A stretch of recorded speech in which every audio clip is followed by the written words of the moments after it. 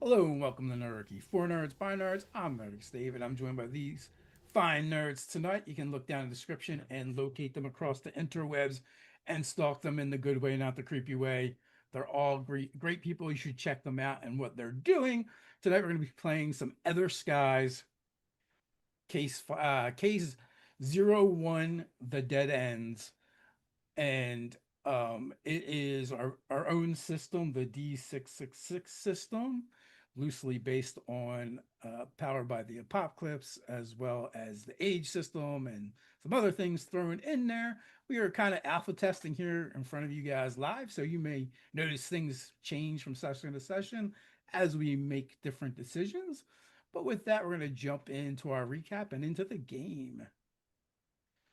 Haven floats high in the sky like a promise yet to be fulfilled, but down here in the dead ends, the city is a forgotten nightmare.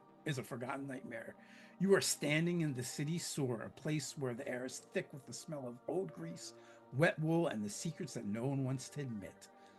The trail of the missing alley cat's watch unit led you past the hungry, watchful eyes of the city's unhoused and into a maze where the walls don't seem to line up correctly. Guided by a desperate kid named Raul and a struggling sailor named Jeremiah, you climb down through a service crate straight into the guts. The city of Haven tries to pretend they don't exist. In the dark, under the slippery stones and the smell of old metal, you found him. Sergeant Gus the Hammer Higgins.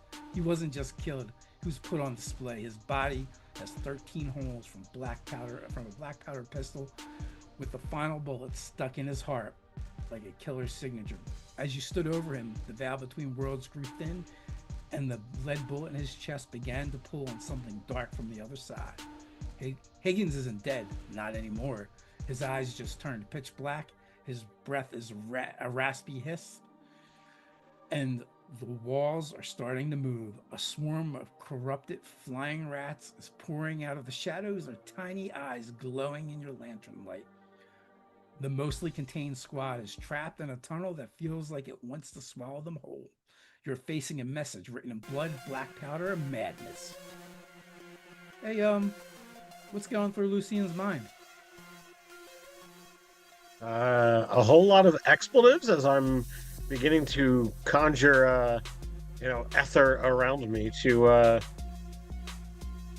do either a combination of protect me / us or blast the things if they decide to get too close. What about Snaggle? What is he thinking when he sees all of this strangeness?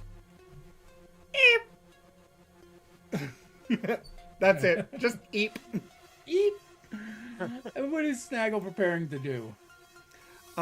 Snaggle is currently preparing to pounce, is what he's telling himself. What he's actually doing is hiding behind Seraphine.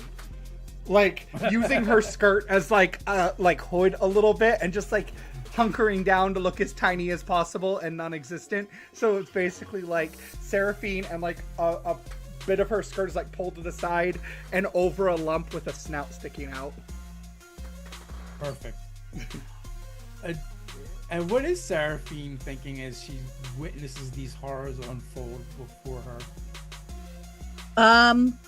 I'm looking for rocks to throw at them. Because these little rats freak me out. We had rats, right? Yeah, oh yeah. You've got a swarm of those flying rats crawling along the walls and ceiling like a carpet. As they squirm, you see their little beady eyes, and also you can see through their skin, their veins are kind of have that bioluminescence to them. You could probably find some. It's not necessarily rocks. It's probably more like masonry or stonework or brickwork that's been chipped away previously. What about Rook? He's getting ready to go. He's ready to protect or kind of hold his own against these things. I mean, ready to stand and do battle with even if they're just little rats. got a short sword out. Okay, and as soon as you drop down here, Snaggle, Magellan has started to vibrate a bit, and it is getting more insistent. Higgins' head. No, you go ahead. Okay, go ahead. I was just gonna say, when it starts vibrating, he just like looks down and like sticks his nose in the cloak and is like, "Not now! Bad timing!" And with that, Higgins' head lolls back, his neck snapping with the sound of dry wood, but the eyes that find you are vast, oily pits of nothingness. The voice scrapes out of his throat. Throat sounds like Higgins, but the cadence is wrong, like a machine trying to mimic the rhythm of a dying man's prayer. Remember the hammer, he rasps? Or I remember the hammer, he rasps. The foaming at his mouth turning to sickly iridescent green. I've read the pages of his little life, a wife in the skirts, a debt in the works, a badge that meant nothing. He tilts his head at an impossible angle, staring directly at Lucian. He knew your names, he knew your faces, but he didn't know the most important thing. He didn't know that Haven isn't a city, it's an altar. His blackened fingers twitch against the ropes that are bound to the stakes, and the flying rats on the walls begin to chitter in a synchronized rhythmic pulse. His preacher is coming to collect the tithe, and you are mostly contained, aren't you? Let's see how much how much stays inside of you when the skin starts to peel. And with that, he just kind of like snaps his arms forward, yanking the ropes and stakes from the walls. Two things happen here now. One, you guys are going to all give me a check using will.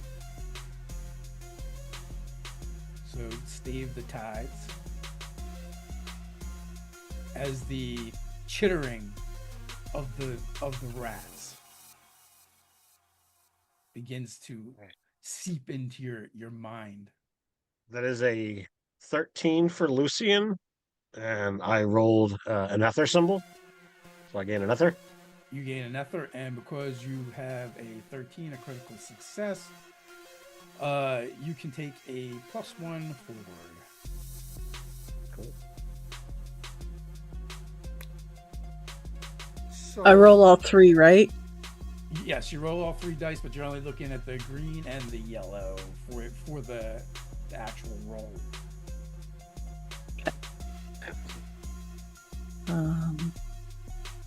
you said I got this 2 is will? 6s Okay. and +2, so 14. Okay, you also shake off the effect easily. You get a gain of +1 forward on your next action. And because you rolled doubles with a critical success, you're going to gain 2 talents.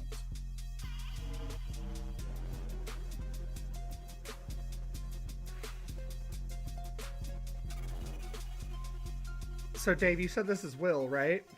It is. Okay, so I got doubles, and I have... Is it Aether showing? Okay.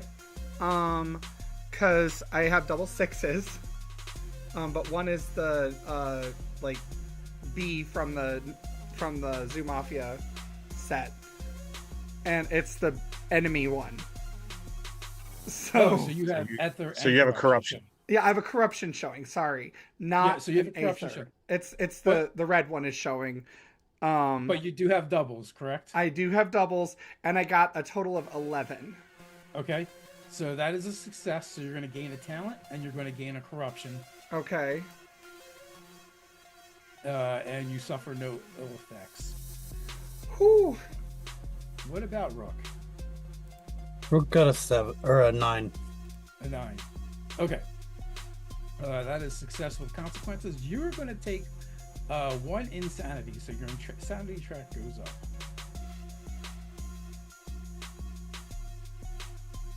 That is the first thing that happens. Well, it kind of happens at the same time, but that's the first thing we're responding to. The next thing is, as what once was Sergeant Higgins snaps the ropes and breaks free, he lets out a most vile sound as he look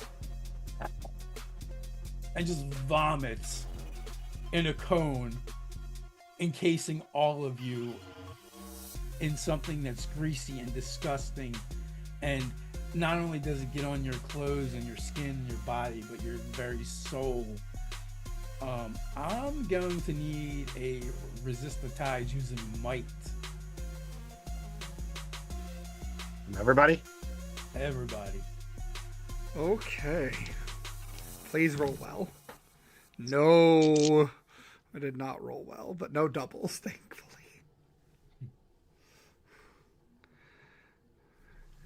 What is your roll, Bobby? 5. 5. Good news is you gain XP. Yay! Love that for us. Do you how much how much corruption do you currently have? 2. 2. You now have 4. Oh goodness. But because of Magellan, you can reduce that by 1, so it only goes up by 1 too. Oh. Oh goodness. That is a 6 for Lucian. All right. You also get XP. Woo! And what is your current corruption track at? 0. 0. It is now at 2.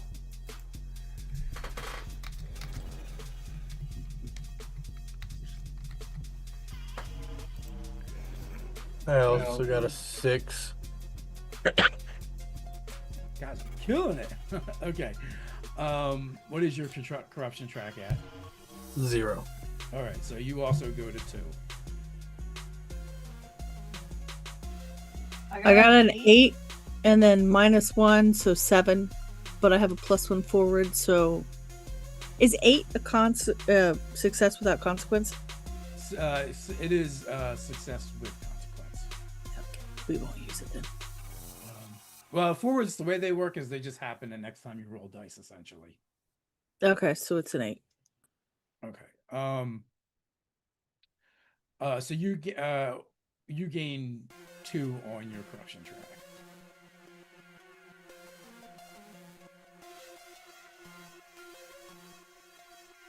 Now, the way this game works, there is no initiative or order.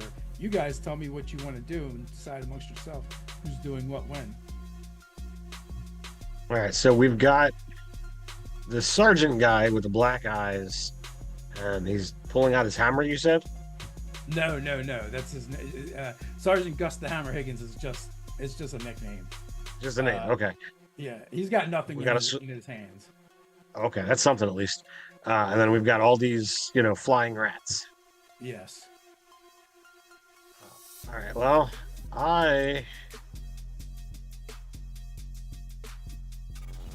I'm just going to do an Ethermantic assault. Okay. They are close enough for this, right? Close range? Yes. And who are you attacking? The rats. Okay, going at the rats. Okay. And that is going to be a 7. Sorry, 8. Not that that matters. Partial success, so Okay. is that 1 damage to me and 1 damage to them? So as you begin casting, and gathering your ether and channeling it forth, you blast them. For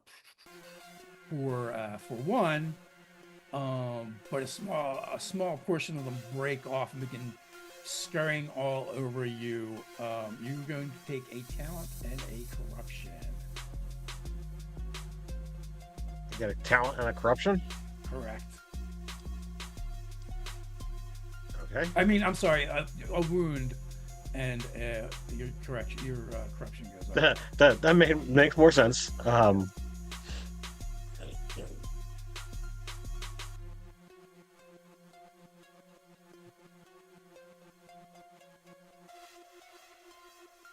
Anybody else? I mean, we're supposed to be this, crack team here, guys. All right. Who's doing what next? Okay. Snaggle was kind of hiding, and Rook had pulled his short sword. I can. So I have telekinesis.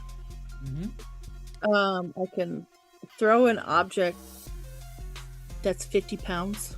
Would there be big rocks that I could throw? Not that big, but you could still you could throw rocks, sure. Okay. I want to hurl that at the mass of disgusting rats. Okay. 7 plus. All right, so 7. And your telekinesis, does it have damage listed to it, or it just says you can move stuff? Okay, so I got a 9, 7. Move an object. It doesn't say any damage. It says if I roll 7 to 9, I can move an object that weighs 100 pounds. Okay, perfect. So, there isn't anything really that that big down here. But if you wanted to, you could. I mean, you could throw a bunch of the rats back. Or you could throw rocks at them. Higgins would be too big. He'd be too heavy. Yeah. Yeah.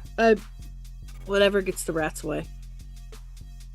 Frantically, I'll throw them. Okay. Yeah. So, give me a second will check.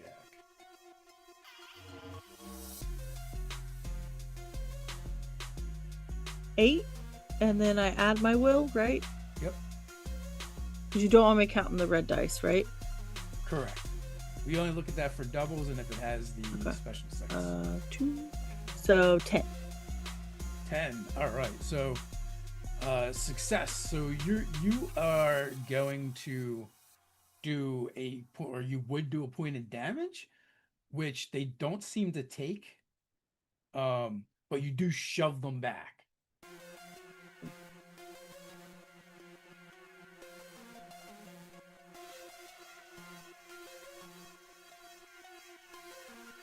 Rook, what are you doing?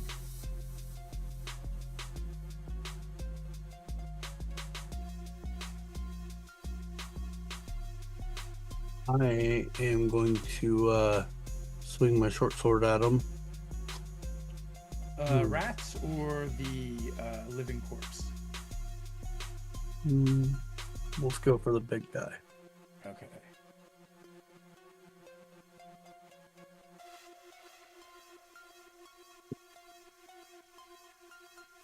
Wow, I am doing horrible tonight. Oh, jeez. Where'd I go? There it is. And I would add my might to that, right? Correct. Okay. Then that is a 4. All right. Actually, I have doubles. Double Oh. ones. You are rolling terrible.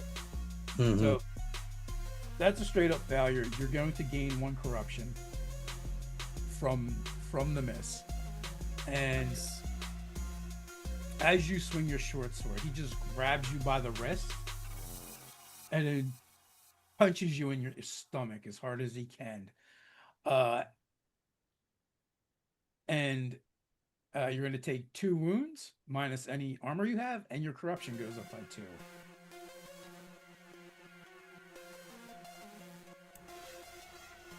So is that 3 additional corruption? Sorry.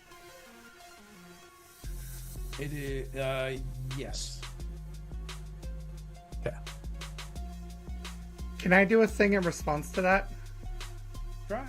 So, I don't know if this is going to be successful or not, but Snaggle sees Rook get hit like that, and he's like, no! And he pulls out Magellan and raises him overhead, and just like runs forward, charging with the knife in both hands, and tries to stab the guy in the foot. Okay. Roll up. Okay. Oh dear. Okay. So this is interesting. I have double threes. Okay. But one of them is on the red die. So my total. Oh, and I wanted to use my move, my knife in the dark, Okay. and burn 3 talent when I do it. Okay. What does that do? What did you do? It makes it penetrating 3. Okay. So so I got a total. I roll my precision with my knife, right? With your knife, it would be might. Might, not precision for a knife. Correct. Okay. Range stuff would be your precision. Okay, then it's just 7. Okay. 7 is success with consequences. Okay. So. Or maybe it's 8 because I think it's plus. It's Magellan. So. Yep. So Magellan gives you an additional damage. So instead of doing, your dagger would typically be a light weapon, which would do 1. But because the Magellan is magic or Etherfeist, Okay. it'll do a +1. Do you have any Ether by chance on your track? I don't have any Aether built up yet. No. Okay. No. Okay. All right. So you are going to do 2 points of damage. Plus another, plus an additional damage from the knife in the dark feature. Okay. So you're up to 3 damage. Yeah, And that's what success with consequences on that one. yes. So now Magellan, I had sent you the stats to Yes. earlier. Yeah. Does it also say it does additional damage versus corruption? Yes. Okay. So that's 4, I think we're at, right? Well, it says per Aether burned in corruption and plus 1 DR versus corruption. Okay, perfect. All right, so so it only does it when you spend it then. So okay, say 2 from the dagger, and then you said One from knife in the dark, so that's 3. okay, 3. Okay, and you also went penetrating, so you go through any damage resistance that has up to 3, which it does not have that. So beyond that, so it will take the full 3 that you just did. Okay, and what is a DR? Because that's what I'm unsure about. Oh, damage resistance. Okay. So, because you have successful consequences, you would take 1 wound. Do you have any kind of armor? Light armor? That will negate your 1 wound, and you will take 1 corruption, but because you have Magellan, you do not take the corruption. Okay. As you run up and stab him in the foot, and he screams, and he turns those black, pitiless eyes down towards you. Yeah. I'm not surprised by that. And as soon as that happens, you see his snout just go like, he goes, eep. Perfect. All right. Lucian, you see all this going on. What do you want to do? Is there any place to get any kind of cover from all of the rats? Yeah, if you leave the sewer, go back up the grate. All right, well, I'm definitely not doing that. We're here to stop this stuff. So, all right, I will call the Aether and blast the rats again. That's better. That is going to be a 12. So 12 does extra damage. So it's a critical success. So does that do 2 or 3? What is your normal? It's 1 more. okay. It just says it does one damage. On a 12 plus, it's a critical success. Yeah, The power does not call out anything extra. Okay. They do seem a little bit resistant to your to the other energies, but not nearly as resistant as they seem to physical harm. Okay. You know, so you blast and fry some of the rats away. Jezi, Tate, Bobby. I'm waiting to see what Tate does, because, like, right now, I kind of rent to protect him, but, like, Yeah. I'm also, like, kind of waiting to see what the vibe is, because I'm very skittish, so I'm just waiting to see. Okay. Tate's character took a whole bunch of damage, didn't he? No, with my armor and class. Oh, okay. I'm going to try to psychic surgery Bobby's character. I actually don't have any wounds right now, because I would have suffered one, but my light armor helped. Or wait, insanity's not corruption, is it? No, Or is it? corruption is what I need cured. I have a lot of that. So insanity's not the same thing as corruption. No, insanity is its own track. Oh boy. Okay. Which I think Rook did take a point of insanity damage. His insanity track is up one. Okay. You know what? We'll just try that then. We're gonna try it. We're gonna see what happens. Well, the green is talent, right? Yep. Okay, that's a 6. I got a 9, and then plus will, so 11. But I have the 6 on talent. Is it the special 6? Yep, Okay, the colored so in. you're gonna gain. You will gain a talent. Okay. And what does 11 say for your? It what does says. Oops, that's definitely not the right thing there. Heal 2 wounds or insanity in any combination. Right. So we do. So, yeah. So you wipe out his insanity. Yep. Something good. Alright. Well, he takes the blow. Doesn't really do much other than, the critical fail messed up me corruption. But we're gonna try again. Maybe I could do better this time. Go. Where'd you go? Back. You lose more. Okay. That is a lot better. Let's go with 11. All right. So your sword. Are you considering that a light weapon or medium? It's a light weapon. Okay. All right. So 11 hit. Any other abilities or anything add into that? Has no talent right now, unless I missed something and we were supposed to start with some. No. It builds as Well, you then play. I Okay. haven't got in. I haven't been lucky enough to roll those yet, like everybody else has. Yeah. So, all right. So he seems to soak the damage as you slice at him with your sword. It's going to take more than that, half man. Or are you even half a man at Ouch. this point? Sure, somewhere. But with that, you wrest control the back of your sword arm, or maybe you just like drop it and catch it with your other hand and stab at him.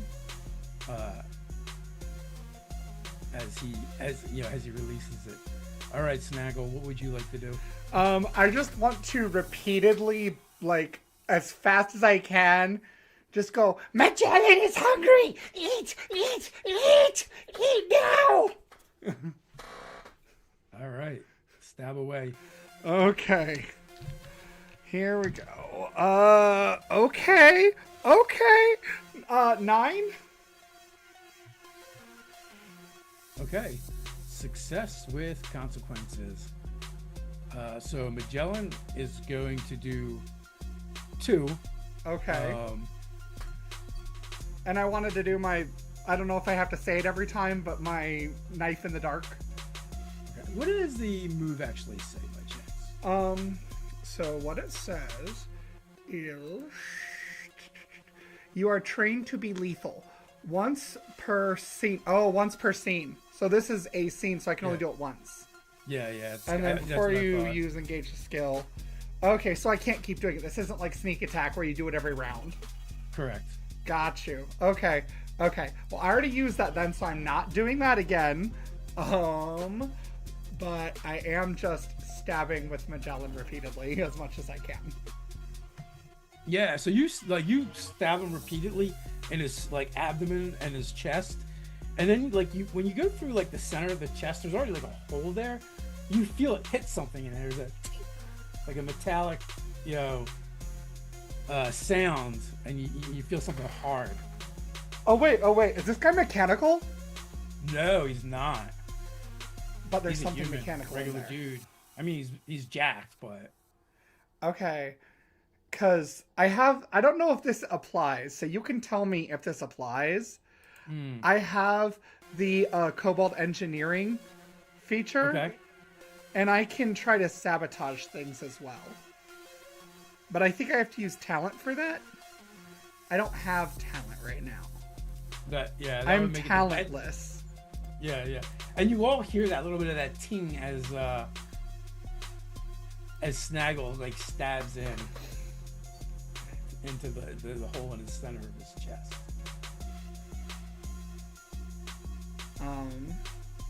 Yeah. And then he just like sneers at you, or at Snaggle and Calidor. Okay.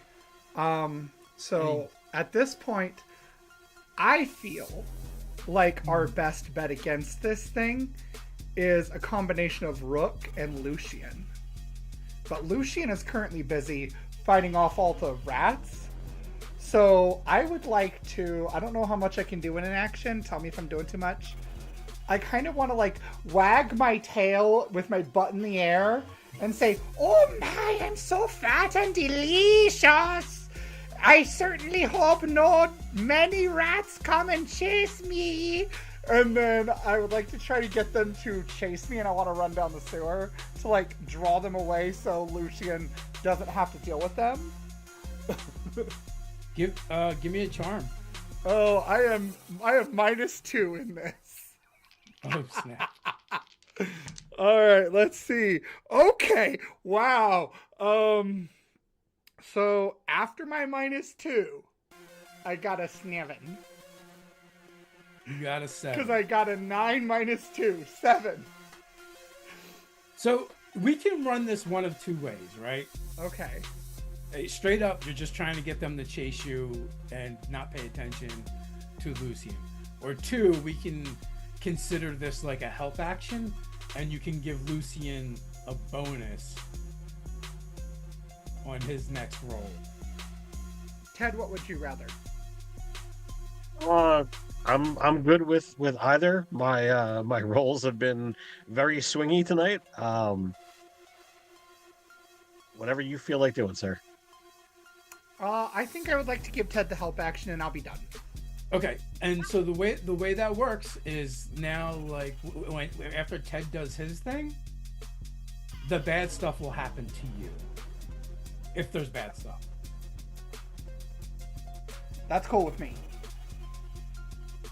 So the swarm of rats, almost in unison, kind of turn and look at Snaggle, as if they're contemplating whether or not he is indeed plump and juicy.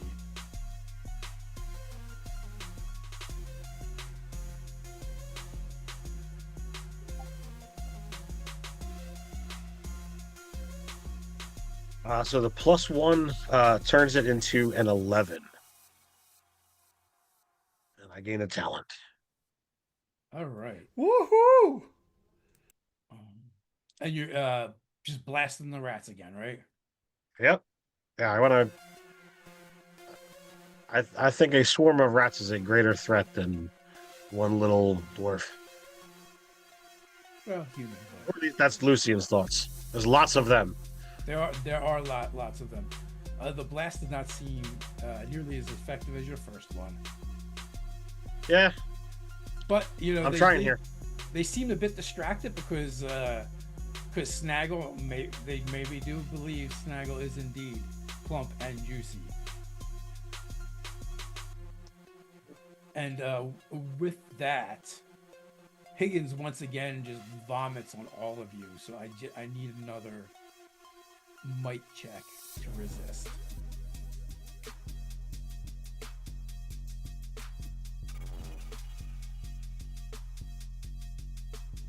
I got 9. All right, a 9. Corruption. Your corruption track ticks up 2. I got a 13 and gained Aether. All right, you gain Aether, and also you can take a +1 forward because that is a critical success. We're rolling might. Yes. All right, I got so that's a 7 with double 4s, so I gain an Aether.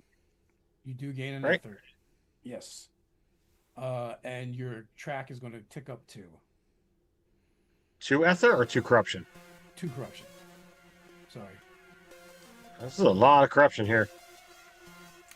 I got this many. I'm at 5 as well. No, I Oh, mean dude. I got a 5 for the check. Oh, So you gain an XP. Do we level up after 5 XP? At 5 XP, Yes. you can take another move from any of your playbooks, or increase a stat. I'll bet. So how many corruption are you sitting at currently? 3. 3. It is now 6. 6. Is that -1 from Magellan or no? So 5 -1 from Magellan. Okay. Ooh. Ooh. Is there any special stuff when we level up regarding corruption or anything? Like, is this like a long rest where we heal it all, or does that stay forever? Well, we can discuss how we get rid of corruption. Well, you saw earlier, the psychic has the ability to get rid of some corruption. Ah, gotcha. It is not it is not without some risk to them personally, though. Gotcha. But yeah, so leveling up just means you get a new ability or increase a stat. Okay. So you guys are probably starting to see like these green veins coming down from his eyes a little bit. Like, I've got 5 corruption, guys. I'm like halfway there. Yeah, well, once you hit 10, then you have to make a will check to see if you gain insanity. Oh. Or a wound, or end wounds. And then like your track resets and you gain 1 talent. Oh. So, I see. That's interesting. all right. Either Rook or Seraphine.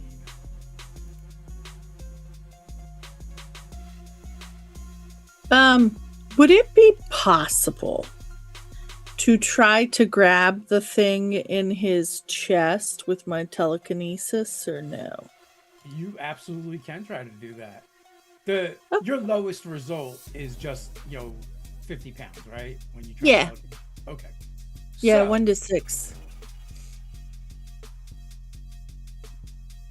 roll a telekinesis check, because if you roll high enough, I'll give you a bonus. I rolled a 10 before my +2. All right, critical success. 12. So Critical success, we get XP, Rith, right? no, Oh. only on failures and end the Oh. the session. Okay, so if we fail, we automatically get an XP. Yes, when you fail, you gain XP. End of every session, we give out 2 XP. Okay, so you grab it. You have it. You mentally have it. Okay. Give me a will check now to see if you can rip it out of him. You get a +2 to this though, because you rolled so well on your telekinesis. I have a 10 double 5s. And then +2, so 14. Critical success. You are going to gain 2 talent. because Okay. You have a critical success in doubles. And then, in addition, you rip it out of him, and it creates a bigger hole upon exiting the way it came in than it did going in. And it almost looks like like an alien chest burster. This chest explodes with ichor, pretty much all over Rook and. I'm not Snaggle. touching it though, right? It's just No, floating. you're not touching it. Okay, And perfect. You have now what looks to be a lead shot. They're not bullets because they're basically balls, right? That they would fire out of it. And as you rip it out, it seems to be weeping or oozing some kind of substance. And Higgins just drops into a heap at Snaggle and Rook's feet. Okay, I'm gonna yell that we need a bag for this. I am not touching this.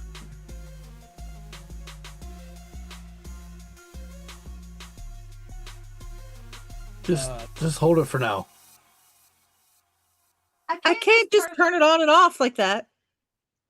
Well, you can make it hover in the air. You can, or if set it down if you're afraid of touching it with your mind. I don't want to give myself a headache. It does feel kind of greasy though, even though you're not actually touching it.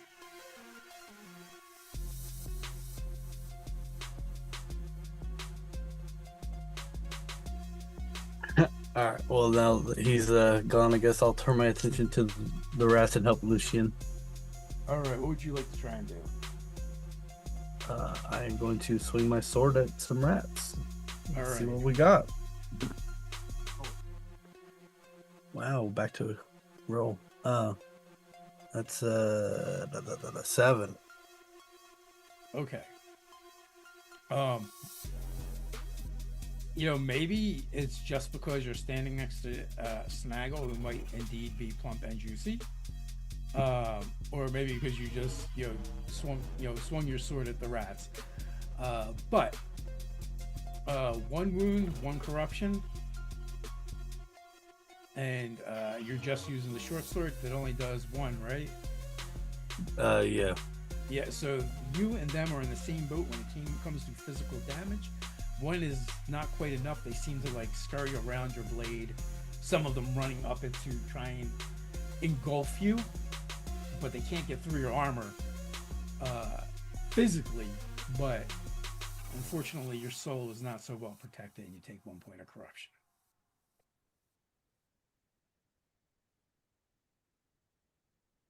Yeah.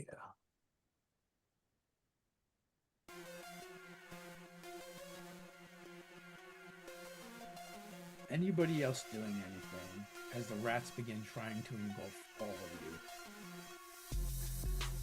you? Can I make one more attempt to get them to follow me and then bolt? Sure. Like an animal. Oh yeah. So he just swinging his rear in the air in a circle with his tail whipping around, and he's like, "Juicy, juicy plant, tasty dark meat ram, better than the dump." And then he's gonna scurry away and see if they'll follow him. All right. That would be give me a charm to try and persuade them. Okay.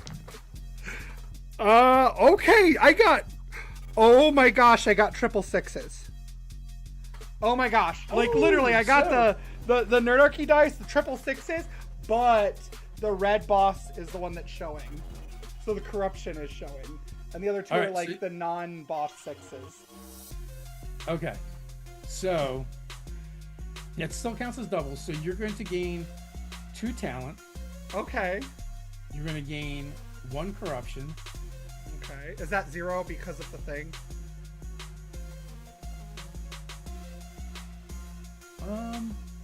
No, because this is from the dice. It's not, you didn't take damage.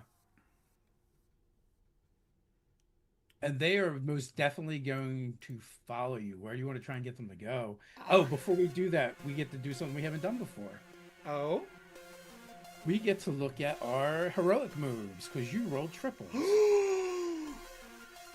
You can give the entire crew a +1 forward. You can remove a wound from anyone on your crew. You can heal 1 insanity from any member of the crew. You can purge Aether and remove 1 Aether tick from any crew member. Or you can purge corruption, remove 1 corruption tick from any crew member. I want to remove 1 insanity from Rook. I don't think he has any right now. Oh, you don't have any? Oh, never mind. Then can I remove 1 corruption from myself? I have a bunch of it. Yes, you can. All right, I'll do that. So I'm back down to 5. So where are you going? We're in a sewer, right? Mm-hmm. I'm following my nose to the fresh air. Okay. Well, so there's the grate you guys came down. Okay. Because you guys are actually really close. Okay. Sure, let's lead them out into the city. Maybe they'll like go out in the open air and disperse. Oh my god.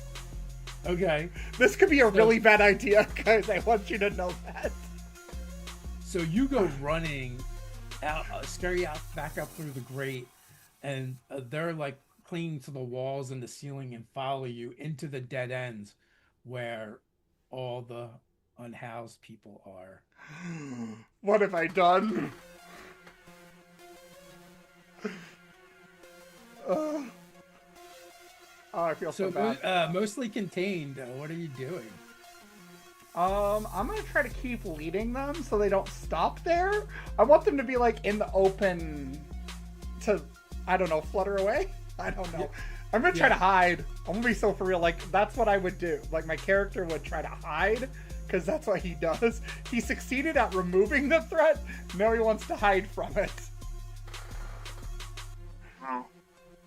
Since Scraggle took the rats out of here, I will look around and see if there's anything that we can put this crystal or heart or whatever you want to call it into something to not touch it, based on what Serafina was saying. Yes, please. And I'll just like drop it. Yeah, so down here you you might be able to tear off a piece of his clothing or something. Cut off a piece of his clothing. Give me a grit check. Bobby?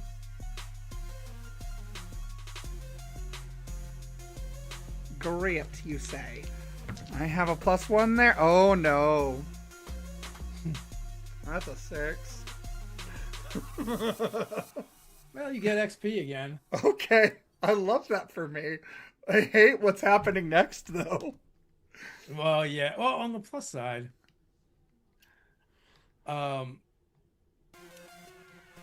you hide, but they seem to unerringly locate you, and they begin to swarm you, engulfing you.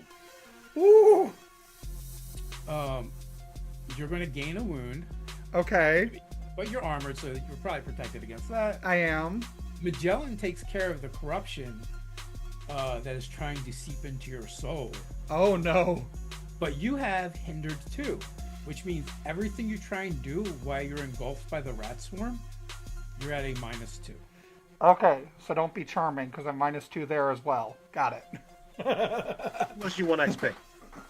Unless I want XP, right. I would like to seduce the rat horde, please. Oh no.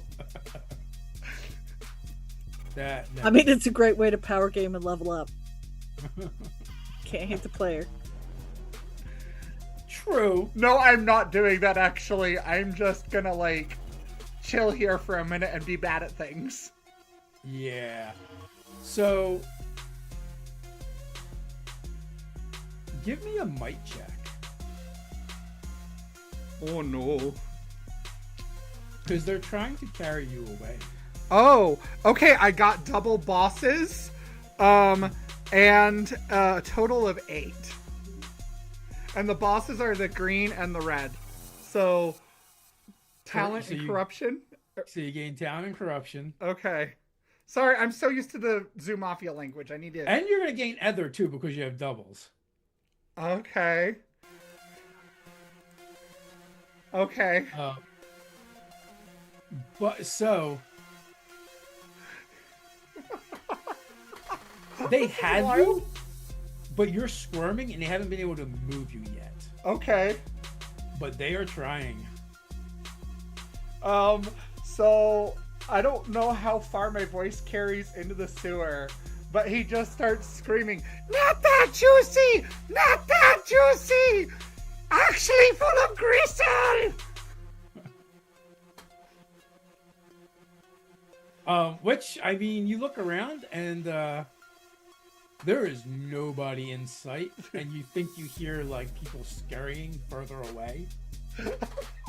You know what? This is fine because I'm getting people out of danger. I keep wanting to call them bats. As soon as I see them, I'll start blasting. Okay. It looks like they literally are trying to carry him away. And I mean, you notice they're pretty resistant. You know, unless you crit or do something. Well, more damage. I got a crit, a 6 and a 5, with the Aether showing. Now, with the Aethermancer, so you can burn up to 3 ticks to enhance it. Yes, you may. So can I do that since I now have 3 Aether? Oh, you're. Or do I have to have it? You don't need Aether to spend. You don't need Aether to burn Aether as an Aethermancer. Oh. Okay, so if I do that, does that cause it to do more damage? It will do 3 more damage, and your Aether will tick up 3. Okay, I'll do that. All right, so that puts you at what, 6 Aether? 1, 2, 3, yeah. Okay. All right, so you said you crit it? Yes. Okay, so 3, 5. So I'll do 5. All right, they're gonna resist 1, but you describe it, Ted. How do you obliterate the swarm with your Ethermantic might? So as I see Scraggle like barely holding on to this pipe on the ground that's sticking out, and these things that are like flapping desperately, I kind of calculate which ones seem to like be holding him the most. And I just kind of like glance around and just try to survey the scene to figure out like where is the most amount of Aether that I can pull into me, and where before I was just doing a handful of just quick blasts. There's a moment where I just like I pull all of it into me. The wind kind of swirls around me before I just launch this series of like individual concussive blasts at each of these rats that are trying to lift up our little kobold. Yeah, so it just begins like basically you just as you like hold out, you draw in the Aether, you hold out your hands, and from each one of your fingers just beams of Aether and pure Aether energy lances forth, shooting through multiple rats at a time, just skewering them. And it seems to be enough to completely disrupt the swarm. And it's not like you've killed individuals, it's almost like they just all keel over together as one entity. Okay. So do they dissolve? Do they explode? Is there a rain of icky rat guts around our little kobold?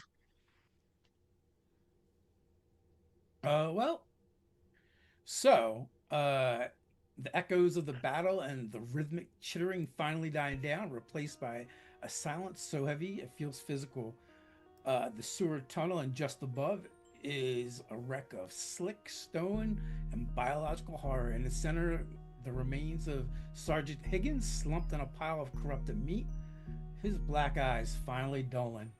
The air is thick with a strange shimmering mist and mixture of Aether and iridescent fungal spores that had been released during the struggle up above. Everywhere the light of your lantern hits, you see the new biology of the dead ends. Dead rats with pulsating green veins and patches of fungus that seem to have grown several inches just from the heat of the fight. The scene isn't just a grave; it's a laboratory that was interrupted.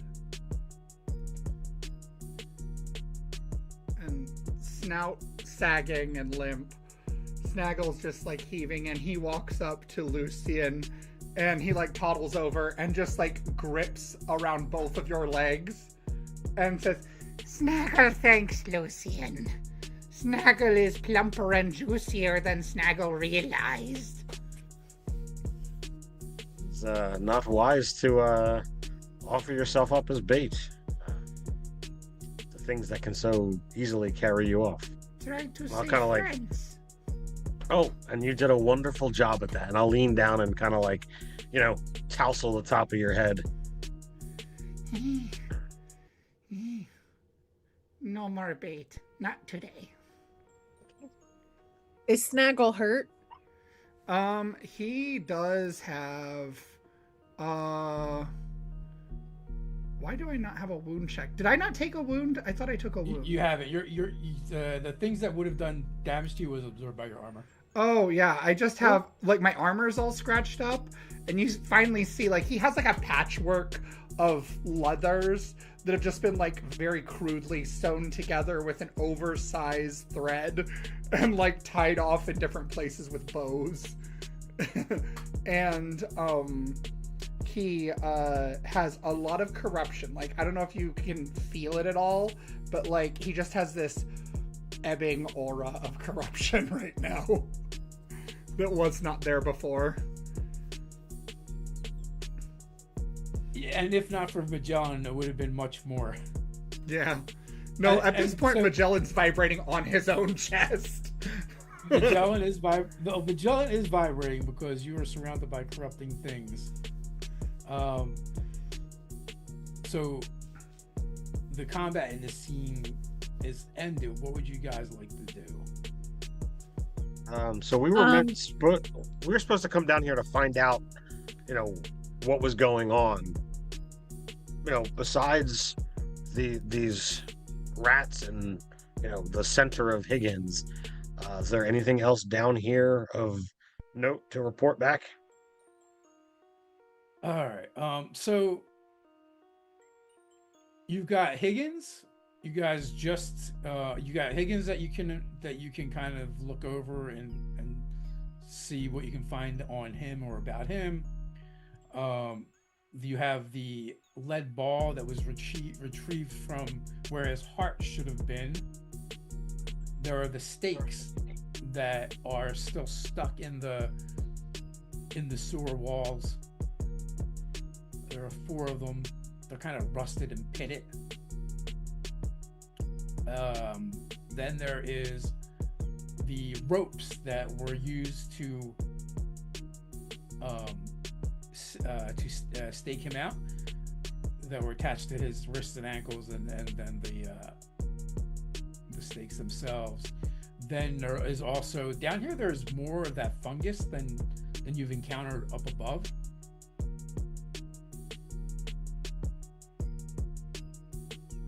So does there appear to be anything ethereally linked with either the stakes or the ropes? Is there any kind of markings on the ground, underneath of him? How are you going to go about? So I'm gonna try not to touch anything directly. I will.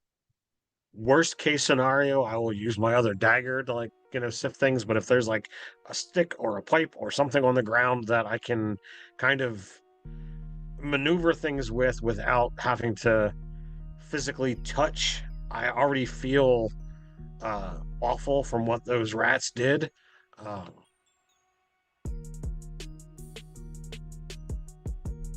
Where is everybody else right now? I'd probably follow Lucian. Is anybody hurt?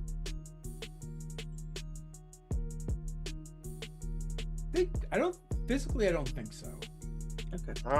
I took a single wound, so I'll be fine after we, go back and rest. What is the nature of the corruption? Is there a physical show on us? Well, I would say the first like physical manifestation was the vomit, but once you kind of wipe it away, it won't show anymore. But the stain is kind of on your soul, more so than your body. I got 2 points from the vomit and 3 points from the rats. Yeah, so unless you start actively embracing corruption, you won't physically begin like making it manifesting anything. Okay. I didn't know if there was anything visible on us that caused that. Okay. So did you go back down you went back down and were examining things? Yes, Yes. absolutely. So the ropes seem a little strange. You're not familiar with what they're made out of. And in closer inspection, they do seem to have some of that bioluminescent veins running through them, the way the fungus and the rats do. Okay. So I'll get whatever I can, what I feel safely carry without really like feeling like I like it's gonna touch me anymore. But I want the stakes, I want the rope, I want some of the fungus to take it back and investigate. Would you like a hand with that? As Rook I says, would or love a hand Lucian? with that. Because I ain't worried about getting my hands dirty. Well, I'd greatly appreciate that, Rook. And I rolled with might to pull the stakes out, and of course my roll is amazing. I got double sixes and another Aether. Okay, so you gain Aether and double sixes. So you're 12 plus, right, on your check? Oh yeah, that'd be because that'd be 14 total. Yeah, so 2 talents. So you rip the stakes out without too much trouble, and they kind of feel like they have like a greasiness to them that you feel.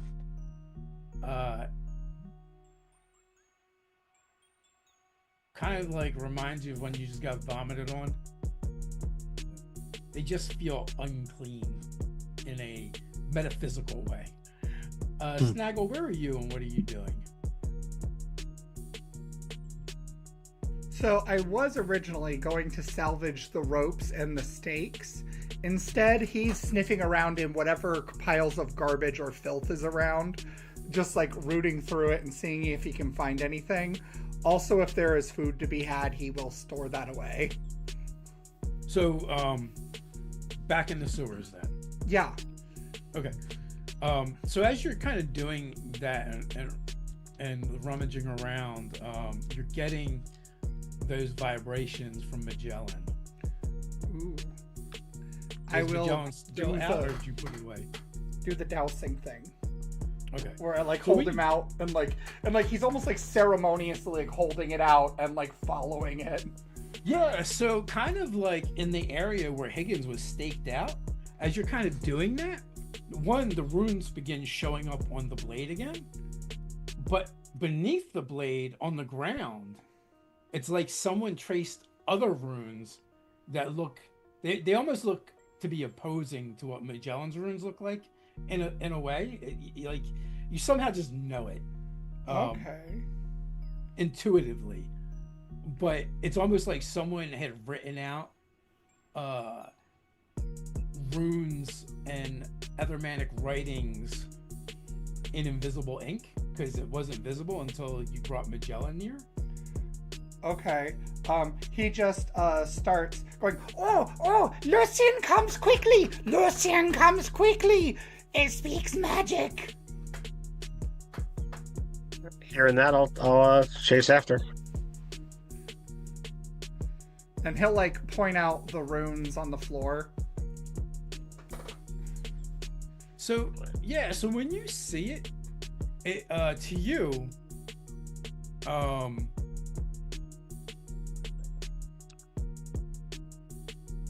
you see where the writing connects to the stakes, the ropes, forming a geometric pattern that mirrors elven astrology, but the symbols are wrong, distorted, and ugly.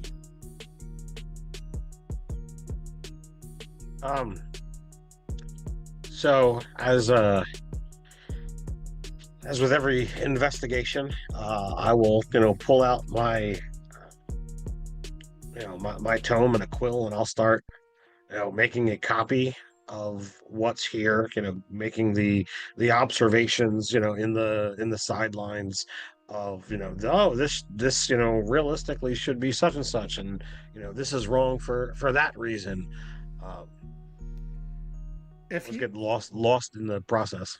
if you say astrology at all, he'll like scurry over to Seraphine and like tug on her outer skirt like vigorously. And I imagine Lucian would absolutely, be one of those that kind of talks out loud, describing, his thought process, pretty full of himself to, the point of, I need to say this so that those that are around me are getting lifted up by my brilliance. He's a professor. He's lecturing. and Snaggle's just like, Seraphine, Seraphine, it speaks about the stars and magic. I'll take a look, but I'm definitely rolling my eyes at Lucian as he's talking out loud. So Doesn't even acknowledge. it kind of like mirrors the tracings you use when you're doing your foretellings and stuff, right? And when you're doing that, so like you don't think you're doing foretelling, you're doing cons, right? Most of the time, but she can do a little bit. I mean, she is a psychic. Sure, but she doesn't. You don't have anything unless you see the future, right? Not presently. Yeah. So you because you're a psychic and you do have the ability to read people, like you can see into them and see things about them that other people wouldn't. But when you're doing a reading, you more or less you're straight up conning them, unless you believe what you're saying is true. Like you're like More like reading people and telling them what they want to hear so they pay her more. okay. So perfect. con, yes, but some partial truths. Yeah, sure. Well, with that, like you look at it, and like I said to you, it does look like elven astrology done all wrong.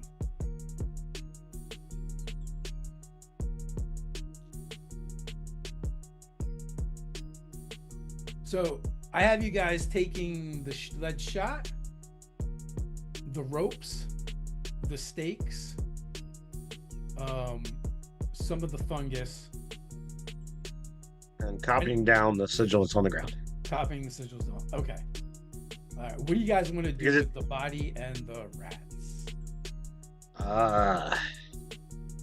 Confrigo. Can we set it on fire?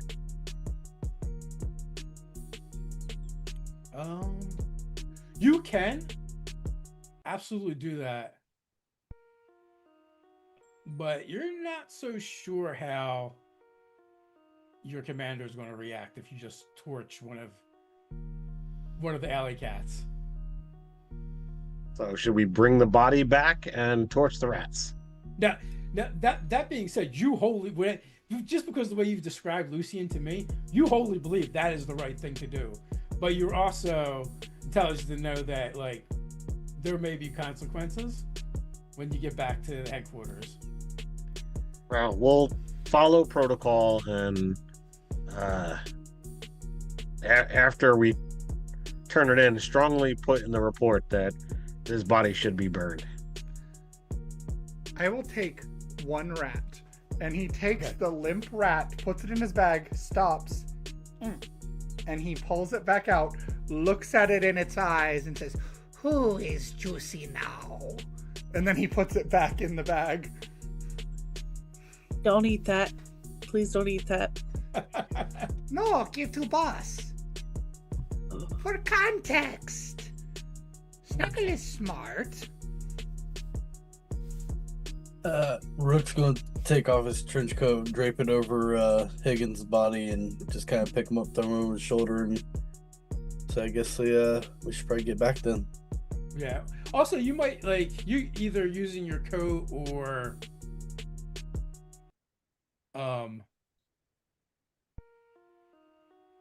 some of the things you picked up that were abandoned. You could also probably make a litter if you wanted to. Either way. I don't know if anyone else in your group would be up to helping you carry the litter. You might be able to recruit Jeremiah.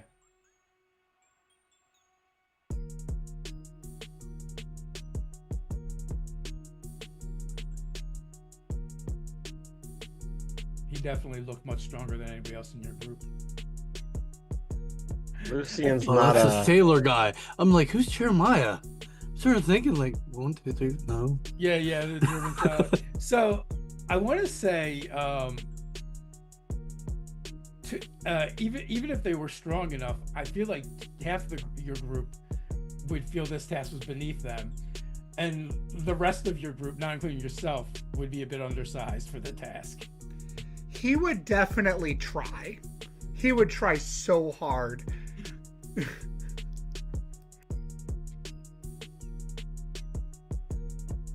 It's more like you'd be more like dragging the litter.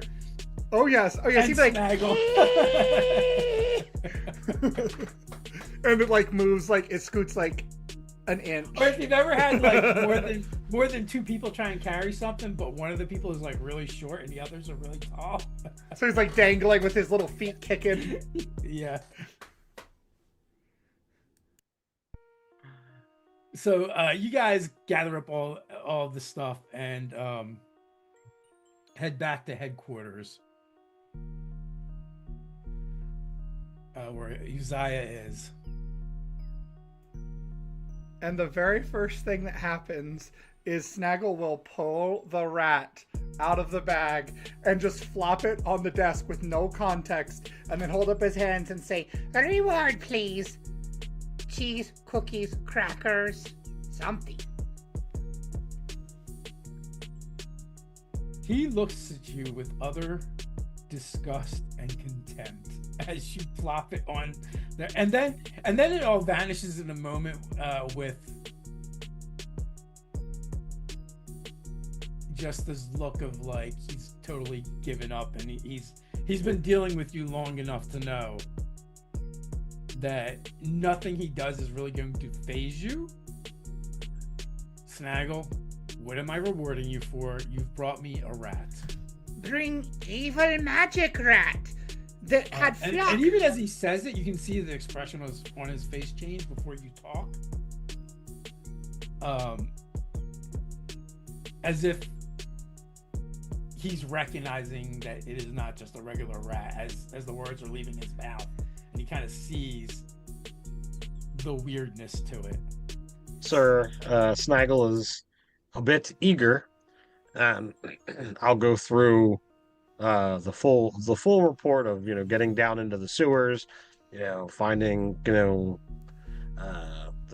sergeant, finding the rats, talking to the different people that were down there, and putting everything on display. The lead shot, the stakes, the rope.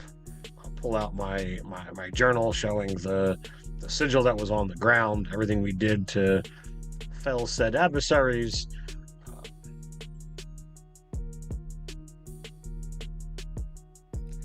See, I try to paint everybody in as positive a light as possible, showing that it was supreme teamwork that allowed the whole thing to be so expertly accomplished.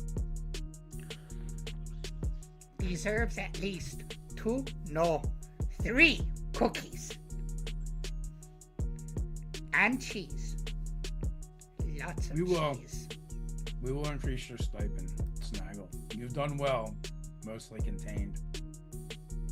And it sounds like it was close to being another mostly contained situation. Thankfully, it was not. It certainly could have gotten out of hand. Probably a little bit of a glance at Snaggle as the memory of the rats being led out into the wider part of the city probably wasn't such a great idea, but I leave that part unsaid. No, out of hand would have been better, because then would have let go and Snaggle would not go like balloon.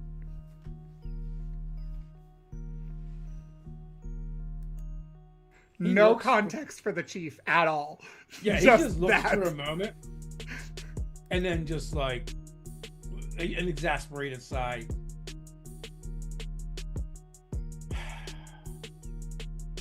It is fortunate about Higgins.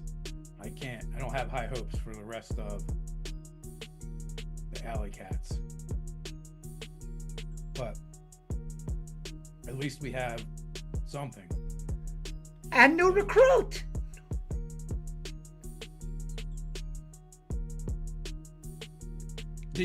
What did you do with Jeremiah? Like, he was more than happy to just like, he looked very nervous when you guys went to the precinct, to be honest with you. Oh, 2 new recruits. Actually, Lucian's idea. Very smart, Lucian.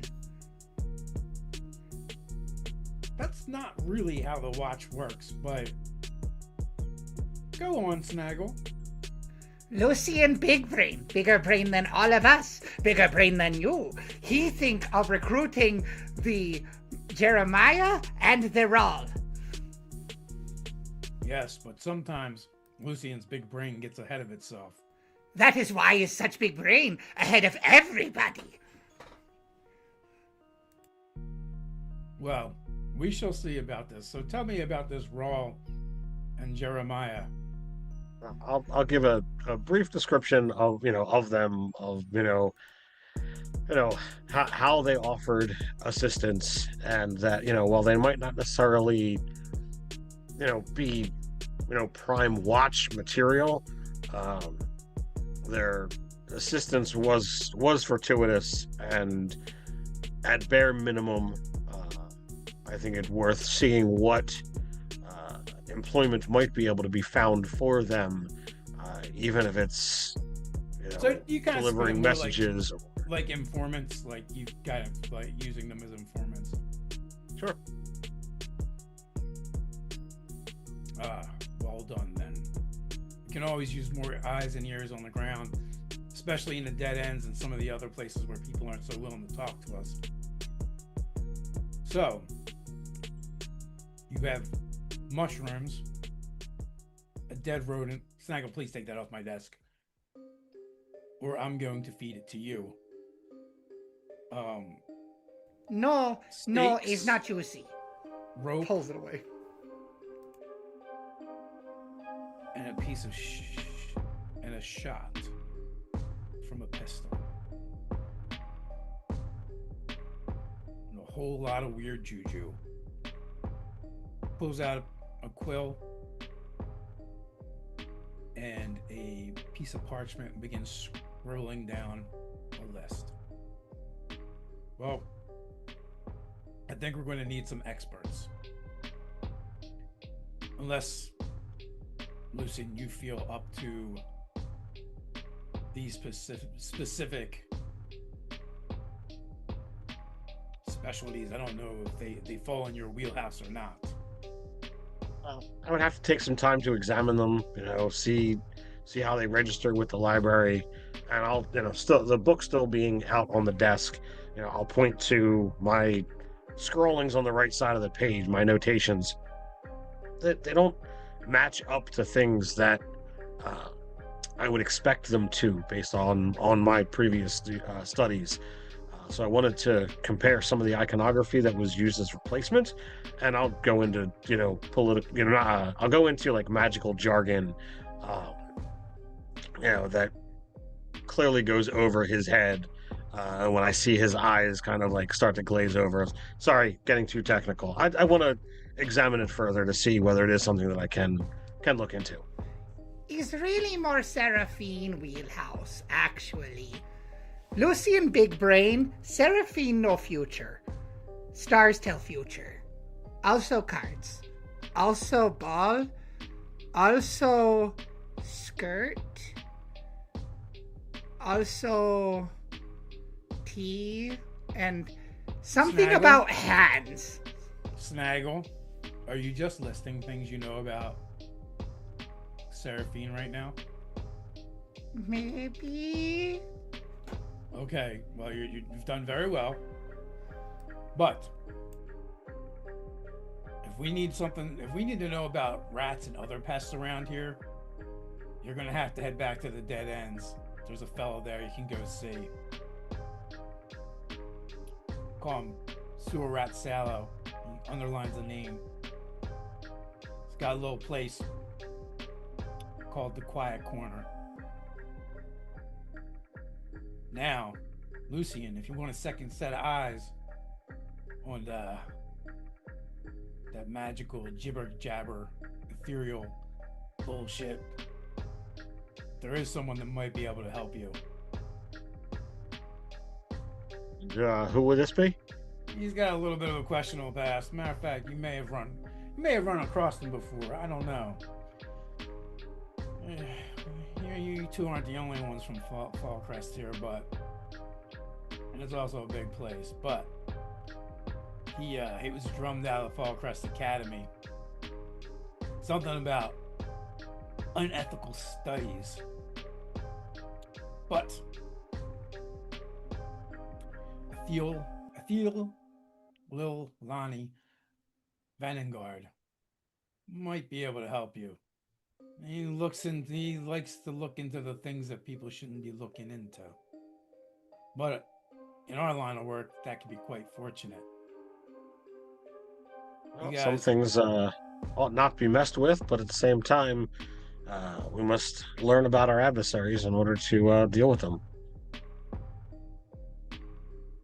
Now, metallurgy, black powder weapons, there ain't anybody better than old Hammerhand Helga. You can find her down in the Iron Lung Foundry over in the Crafters District. Oh yeah, and the Vanengard chap. You can usually find him over in the restaurant district, mid-decks.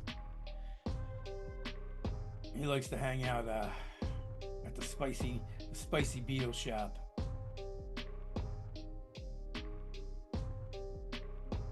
Then there's one other person I can think of for the weirdness you guys stumbled upon.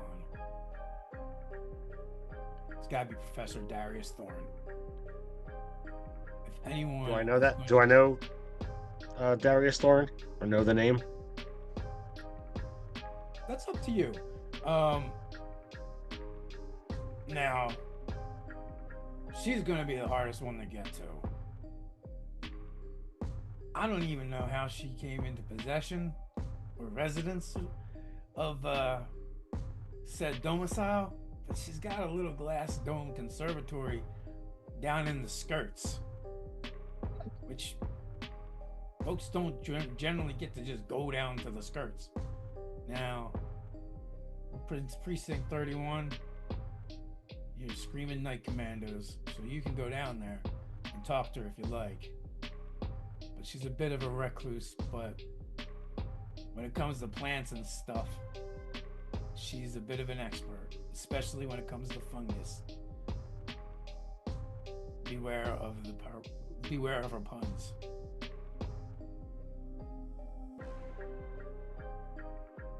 So, team, where would you all like to start? Honestly, the plants sound much better. And, I mean, that would give us information on the mold right away. So we know whether to touch it, eat it, ingest it, snort it, whatever. I don't recommend eating or snorting it. No, probably not. I was talking about other people in the party. Snaggle is convinced that that's Lucian. Yeah, and the chief definitely glances sideways at Snaggle when you say that.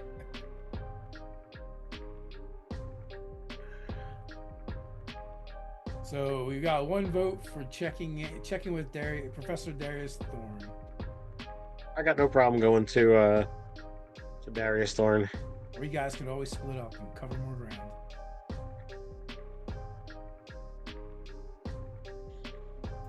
What do you think, Tate?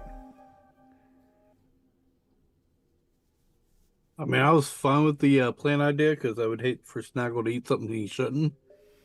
But I mean, the splitting up might be good because we got quite a few to cover. Even fancying you, or do you want to stick with full party?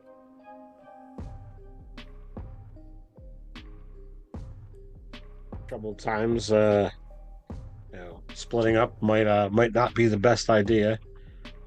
So let's all head to Professor Darius Thornton.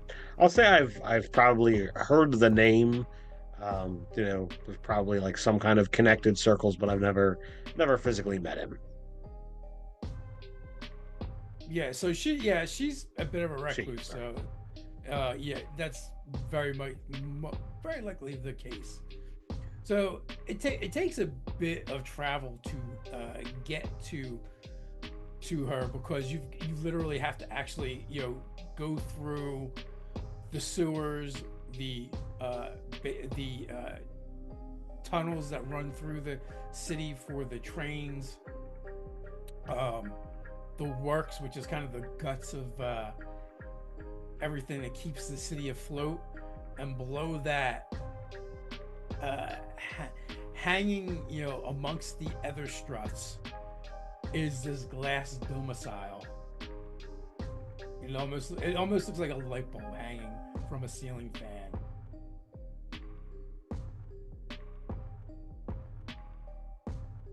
And it takes a while for you to get a response from her door. But eventually, an older woman, middle-aged, brown hairs, begins graying at the temples, wearing an oversized set of heavy leather gloves, an apron, kind of looks like a dressed like a florist, but a very unfashionable one. Everything's like very functional. And she kind of opens the door and squints at you all, like does a double take, like she doesn't believe there are people actually at her front door. Apologies, Professor Thorne. We did not have the ability to send means to call ahead, but we were hoping to get a few minutes of your time, that you might share some of your expertise. And you identify yourself as the Watch? Yeah. I might be able to help you. Come on in. She leads you, through like a living area into a greenhouse, and you can see like she's got workbenches set up. She's got things growing down here. She's got Etherfice grow lamps, and she has got an excessive amount of different mushrooms and mosses and lichens and things you would find underground typically. And it's also very damp in here. And there's something you experience that you generally do not, and there's like a cloy, earthy smell, which there's not much of that going on in this guy. Matter of fact, of the four of you, it's an experience maybe only Seraphine and Lucian may have back in Filecrest, because they do have some gardens there that have legitimate soil, which is a very rare thing. So I would comment on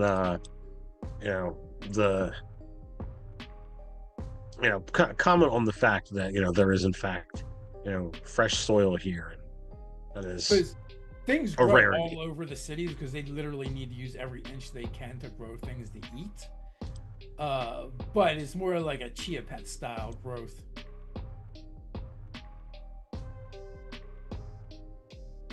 And she definitely appreciates that. It's not hard to get. I had to import this, I can only imagine, given the availability of fresh soil imagine that's super important to someone who is so studious in herbology. What brings the watch to my humble abode? So, while investigating another manor, we came upon a very unique fungus. And I'll pull out a little bit of the sample that we have. We think it's infected some of the dead ends, and it's altering some of the fauna. Pure speculation. Interesting. And she starts bringing out some tools and a jeweler's loop and a magnifying glass and various regents to begin examining it. So how much do you tell her? I would tell her that, we encountered this under another investigation, leave out the core reason for going there out, but I would tell her that, we encountered flying rats that seemed off. Oh, well, I don't really know much about rats. But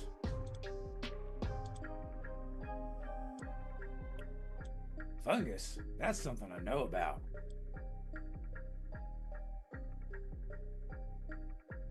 If I give you some answers, can I get a sample? We have a little bit more back at headquarters. You can have this, and if you require more, it can be gotten for you, or I can tell you where it was acquired. Ooh. Well,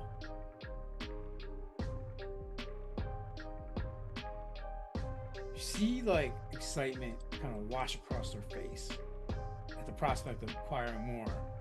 But then she kind of does a double take and looks at you guys, the watch.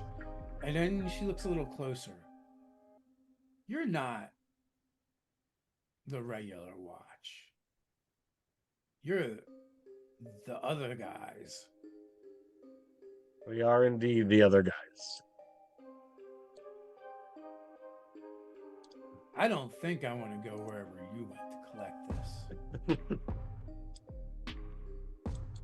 Huh. So she's kind of talking to you guys and conducting, some experiments right on the fly. You hear some, ooh, huh, that's different.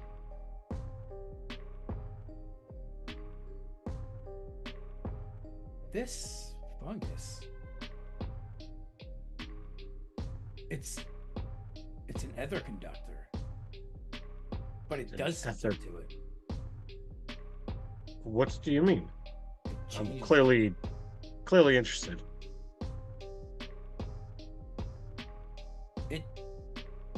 It changes it. It can move it, and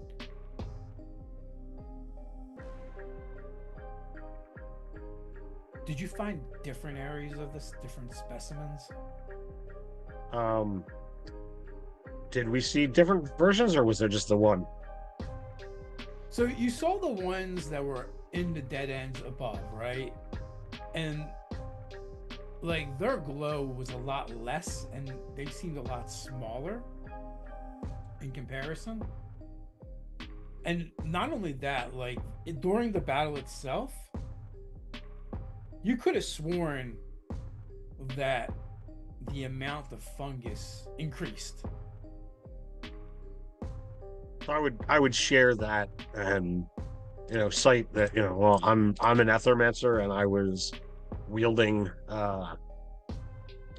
ether directly, so it is possible that the fungus reacted to my presence or my use. That is very interesting.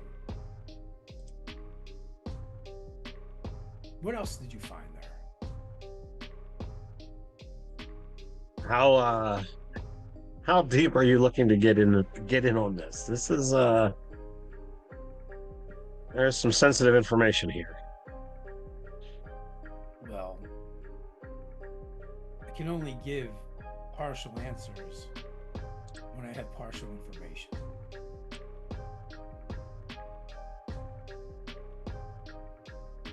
Without giving away names, there were some disappearances, some murders. And as we went to look into where it was all transpiring, this is one of the things that we encountered. There appeared to be some rite or ritual that was being enacted. I have to consult another specialist to find out what we might be able to glean from that. Oh, really? Who? What? Who? Who do you have? What was the other person's name, Dave? That was Athil Lilani Vanengard. Lilani Vanengard? Ugh. That kook. Good luck with that.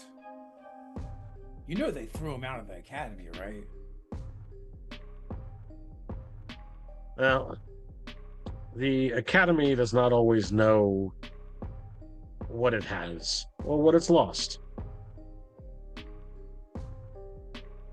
Maybe. But, you know, even a broken clock is right twice a day, so perhaps you'll find some answers there. So, this ritual. What were the components? So I'll against my better judgment, I'll describe how the body was laid out, the sigil, the stakes, the rope. Do you have any of that with you? I imagine we do. I don't think we would have just left it there to have to go back to headquarters to get it to go to the next place. Yeah, so, like, she doesn't seem to care about anything, but when you bring out the ropes, she's like, oh, they're the same. These ropes are made from the fungus. Would have took a lot of it from what you described, but yeah. And if you're doing a ritual, I mean, having something that conducts Aether through it might be useful.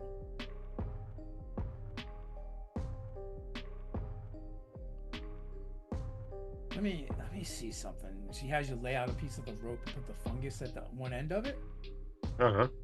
All right, give me a little zap right there. And I'll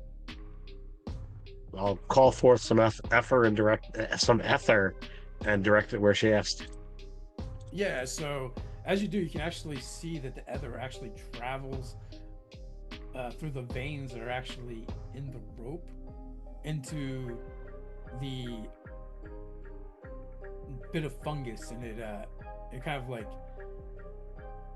explodes out, like doubling in size and the quantity. Oh, that's enough. No more. Yeah. They're using it to conduct the Aether. Well, it starts at Aether here, but over here, I don't think it's Aether anymore. What do you mean it's not ether anymore? What is it? I mean, do you have a way to see? Can you see Aether? I know some of you folks can.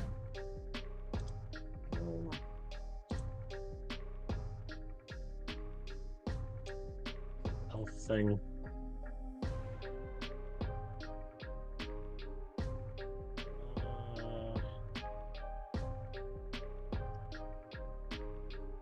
Yeah, I don't have the sea ether yet. Okay. To me, I don't either. it does appear that they're using as a conductant, and you know, if enough of this were to spread throughout the city, whatever they're doing, they could do on a really big scale. But they would need Aether to feed into it. So my first question is: it safe to handle as is?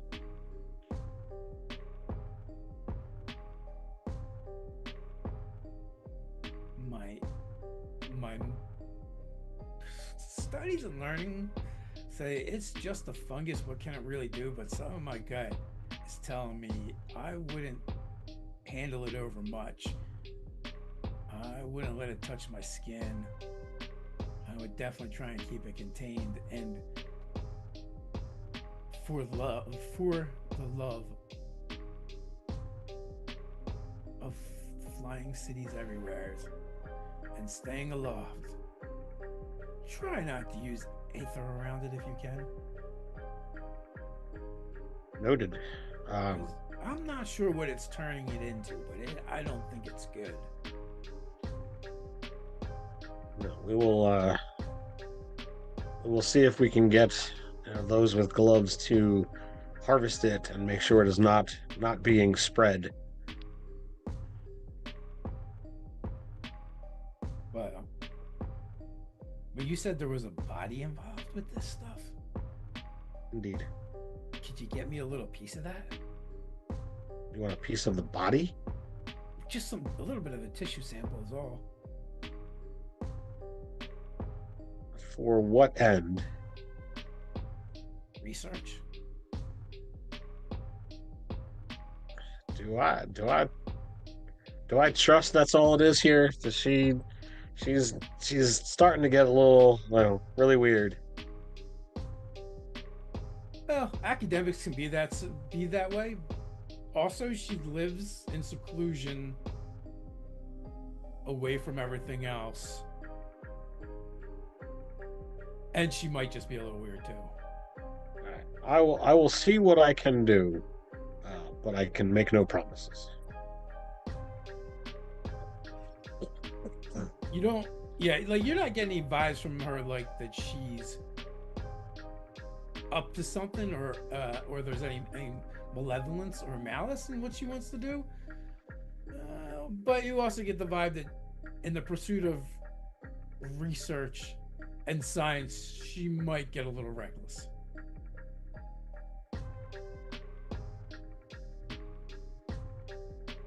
So, anything else that you might wish to share before we take our leave? Which precinct are you from?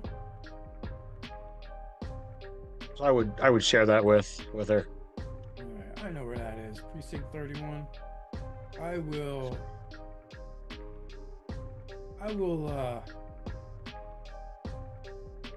come find you guys if I figure out anything else.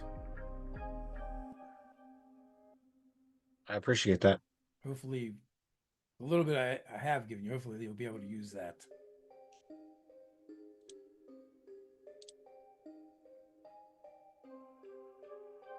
So that leaves you with the gear right, a discredited scholar, or Master Verminier. Dave, did you see my messages in the chat? I sent you a couple direct messages. Also, as we're leaving, like when we're out of earshot of her, Snaggle will just like look at Lucian and just say, Does Lucian not think Professor maybe gets more information from us than we get from Professor? And is not little suspicious? She did glean more from us than we got from her. But we got enough that we know what we have to do. We know that it should not be touched and certainly should not be eaten. It's not safe for me to be wielding Aether around it without some potential effect, which that causes a major problem. But more importantly, that the presence of this could create a citywide problem if it were to spread too much. Sure, she knows that there was a body involved, you know, that we are not mere watch members. But it is not for one little recluse. The information that she gave is worth far more to us than what we gave to her. Snaggle know that Lucian is big brain and likes teach. Snaggle thinks Lucian teach less because little recluse can be very poison. She is but one. One is all it take. And then he'll just kind of like look up at Seraphina, and Seraphine, I don't know if you catch it or not because it's real quick, but he just gives you like a very, very like lightning fast wink.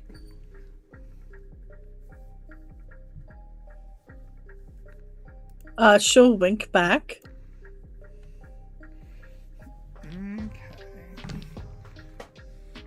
Ooh.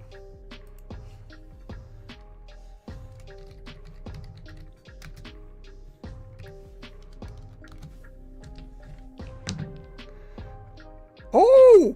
Oh gosh. Okay.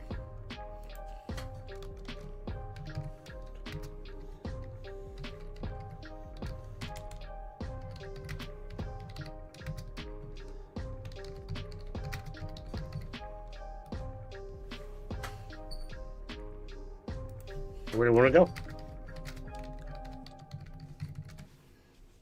Sorry. I'm Anywhere spending but the seconds. alley, I would think would be most available.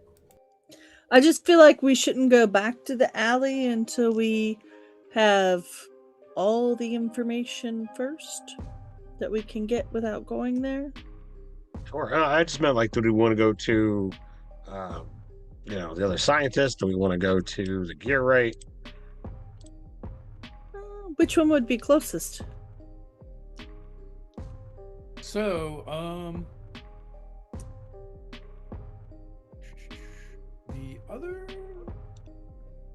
the other scientist, professor person, is, you can find them in the restaurant district mid-decks.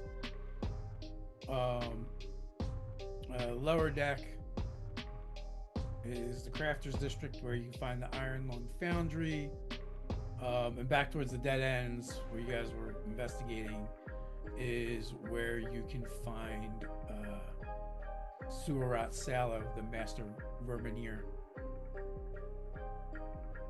So from here, working your way back up, it'd probably be the dead ends, then the crafters district, and then the restaurant if you're going in proximity.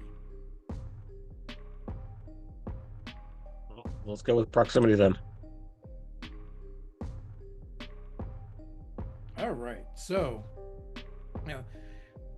basically just on the outskirts of the dead end, you can ask around a little bit and you find the quiet corner. It's a cramped, damp basement shop.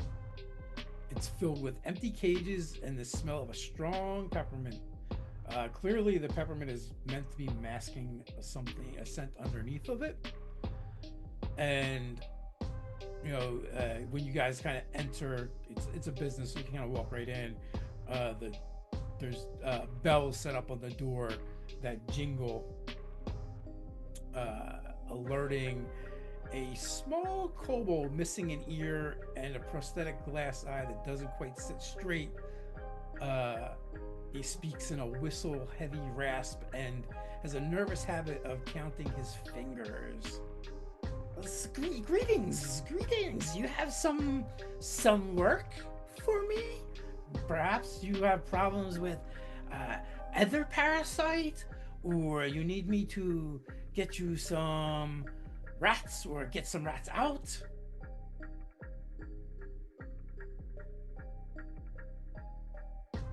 Wanted to get your take, and I'll look Get me to take Scraggle. what? Where? I'll look to Scraggle. Can you show him what you found? Yes. And then he like pulls out the rat, flops it on the desk, and says, Is not juicy.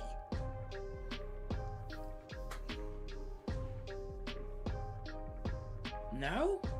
No, is not juicy, is bad, is rotten. Well, I don't need rats anyway. Oh, Rats are my friends. oh, some people eat rat. I sometimes eat rat. If no crackers or cookies or cheese or sausage. I understand. Kobold's gotta do what a kobold's gotta do. Yes. Tells us more about? So he starts picking at it with his clawed fingers, and he says, "Oh, I see what you mean. This is bad one. Mm-hmm. Very bad. So just the one? No, you come here for just one bad rat? Was many. Many tried to eat Snaggle. Snaggle almost flew away, but Big Brain Lucian make them go boom. Oh. So what is it? What is it you want from me? Well, have you seen other rats that seemed enhanced by Aether, that could fly? Well, the flying part's common. The flying part's common? Okay. Yeah. Well, they don't actually fly. They glide. They can't really go up so much. Mostly down and to the side. Because then he like picks, like he takes like the forelimb and the rear limb and pulls them apart to stretch out the skin. See? How happen? How turn from good rat for food to bad rat for anything? And it's at that point like something in his clothes begins moving around, and you hear a snuffling sound, and a little rat nose peeks out from his collar, looks down at the dead rat, hisses, and then darts back into his clothing. Baby! It's so cute! Snaggle pets. Snaggle can pet, but it doesn't like that one for some reason. But I don't blame it. Look at those lines. Tell me more about these rats. Rats very bad for food, rats in sewer, rats in swarm, rats with glowy bits, mushroom around that makes evil rope. Big Brain Lucian explain it better, but not explain too much. I was letting you take this one to not have me say too much, but if you insist. Does So not I insist. Seraphine just as capable, but no Big Brain Lucian feel better when talk. Rook just taps Nagel on the shoulder. I'm like, you're doing a good job, buddy. Keep it up. Thanks. So Lucian will, say that, we're with the watch. We were investigating, a particular case. We came upon, this bizarre fungus. These rats, seem to be corrupted or, some kind of problems. They sprung out. They set upon us. We brought one back to try and figure out exactly what it is and, how they're dealt with. Dead, does it still have like resistance to being stabbed? Does it still seem hard? That was more a feature of the swarm collectively. Okay. That is very weird. That's not how rats act. They don't. You've not encountered things like this before? They don't think like people. You described them thinking. But They were devious. I did see something one time. Not that long ago. I tried to tell someone, but they didn't believe me. And where They was said this? I was just making it up, trying to get them to pay me more. I was trying to get them to pay me more, but I didn't make it up. See, Salo has seen marching rats before in the deep tunnels, down by the works. Down by the work, you say? Down by the works, yeah, in the works. They were marching together. It was weird. They didn't even try to go in any of Salo's traps. They didn't care about the food I put in there. It was my best moldy bread. They didn't even care. They just went right around it like it was nothing. And then when they looked, they all looked together. It was very bizarre. That does seem odd and peculiar for a group of rats that are usually quite food focused. But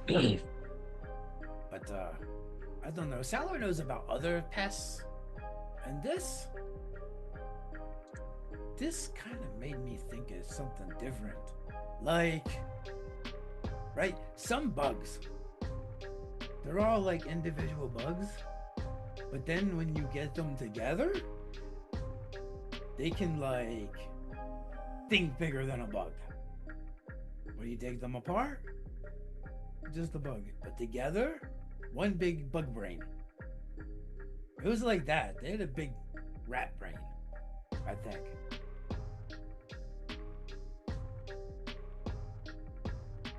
Seems quite peculiar. Like bees. Without the honey. No honey.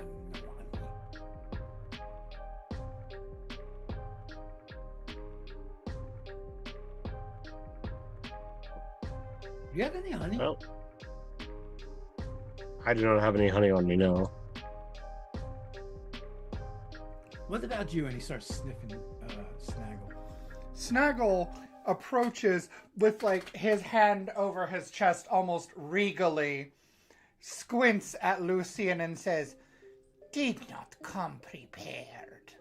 and then he, with a flourish, produces a cookie and offers it.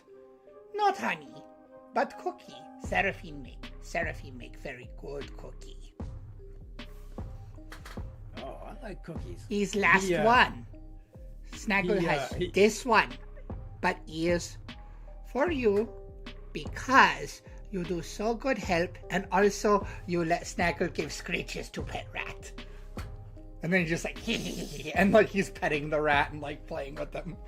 Yeah, and before he takes a bite, he gives some to the rat, and then other rats begin appearing from the nooks and crannies of his shop. Don't worry, these don't have big rat bug brains. These are just regular. They're nice and sweet. And he kisses the one next to him. Oh, good. But just so everyone knows, in case corruption, Snaggle is not juicy or plump and full of gristle. That is a very weird statement for Snaggle to make. Is important though. Very important. On need to know basis.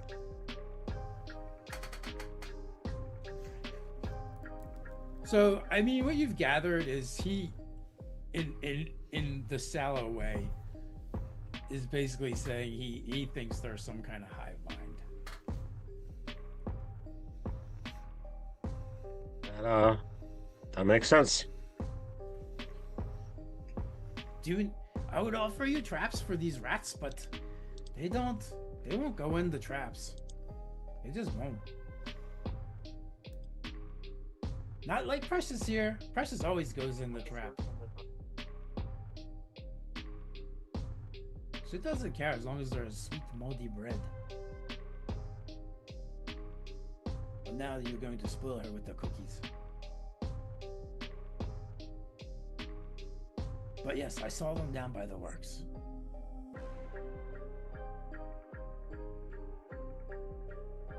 And the works is kind of like the arcane machinery that keeps the cities afloat. That has very restricted access to. You guys, because you're the watch, can probably go down there. There's different like maintenance and kind of civil servants that, you know, their duties require them to go down there. And then Sallow gets a lot of work from the city when it comes to dealing with pests. Whenever a stray Aether parasite gets in, they call him to go root him out. Well, if we have need of your expertise to deal with some regular rats, or if we have any other questions, I'm certain we'll be back. Oh yes, please do, and bring Seraphine's cookies. Yes, we will bring more cookies next time should we have need of your skills. Yeah, so now every kobold in Haven is now going to be looking for Seraphine and her cookies. And maybe I'm just gonna have to have days of baking. yeah. And you may have uncorrupted rats following you around the city now too. But other than that, it's fine. Well, that seems like a good place to stop before we visit our other two experts. It is past 10:30, so it's that time. I want to thank you guys for playing, of course, and thanks everyone for hanging out with us as we play test our Other Skies campaign setting with the D666 system. Again, everyone's links are down in the description. Go check them